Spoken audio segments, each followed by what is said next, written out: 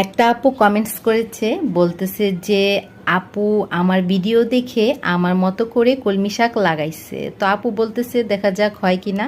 তো আমি বলতেছি আপু হবে ইনশাআল্লাহ, যদি রোদ আলো বাতাস যেখানে পায় সেখানে যদি তুমি কলমি শাকের ডগাগুলো চুবিয়ে রাখো অবশ্যই হবে।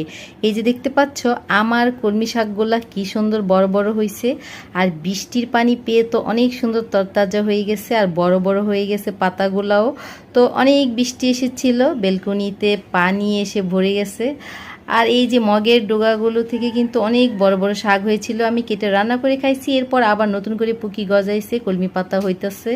তো গোড়াগুলো কিন্তু এখনও অনেক তাজা আছে, অনেক সুন্দর আছে। পানি পাল্টাতে হয় নাই, আমি পানি দিয়ে দিই বারবার। তো আমার এই বেলকনিতে কিন্তু অনেক সুন্দর রোদ আসে দুপুরবেলা। তো রোদ থাকলে কলমি শাকের ডগা থেকে অবশ্যই কলমি পাতা হবে।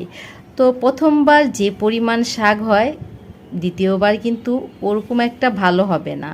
আমি কিন্তু এই যে এই ডগাগুলো থেকে শাক কেটে নিয়েছি, তো এখন আবার নতুন করে পুকি গজিয়ে শাক বের হচ্ছে, কিন্তু তত একটা বড় হচ্ছে না, তেমন একটা ভালো হচ্ছে না। দ্বিতীয়বার কিন্তু অনেক সময় লাগে শাকগুলা বড় হতে। প্রথমবার যে সুন্দরভাবে হয় আর অনেক তাড়াতাড়ি বড় হয়ে যায় কলমি শাকগুলো, তো প্রথমবার যদি শাকগুলো কেটে নিই দ্বিতীয়বার আর তেমন একটা ভালো হতে চায় না।